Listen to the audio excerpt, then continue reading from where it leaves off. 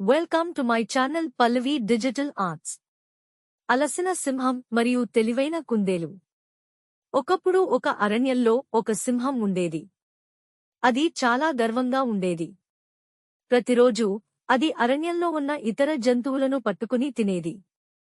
అందువల్ల అన్ని జంతువులు భయంతో జీవించేవి.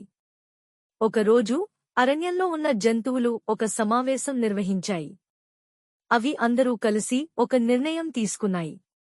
మనం సింహాన్ని ఒక రోజుకు ఒక జంతువును పంపాలి. అప్పుడు మనం భయపడకుండా జీవించగలము అని ఒక జంతువు చెప్పింది.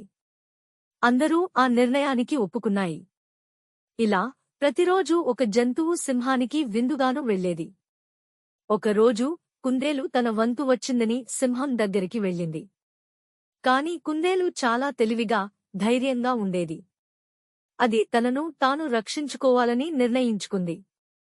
కుందేలు తన ప్రయాణంలో ఆలోచన చేసింది. చివరకు అది సింహం దగ్గరికి ఆలస్యంగా చేరుకుంది. సింహం చాలా కోపంతో ఆ జంతువు మీద గర్జించింది. నువ్వు ఎందుకు ఆలస్యంగా వచ్చావు?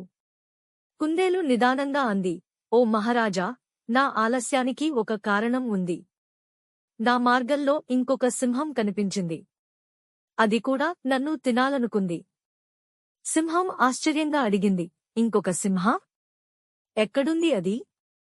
కుందేలు తెలివిగా, నాతో రండి, నేను మీకు చూపిస్తాను అంది.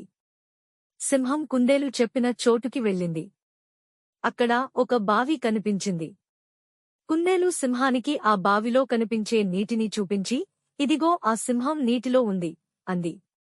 సింహం ఆ బావిలోకి చూసింది. దాని ప్రతిబింబం నీటిలో కనిపించింది. సింహం ఆ ప్రతిబింబాన్ని ఇంకొక సింహమని భావించి కోపంతో గర్జించి బావిలోకి దూకింది. దూకిన సింహం తిరిగి పైకి రాలేకపోయింది. అలా కుందేలు తన తెలివితో సింహాన్ని ఓడించి అన్ని జంతువులను రక్షించింది.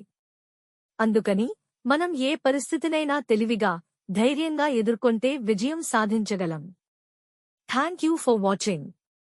Please like, share and subscribe.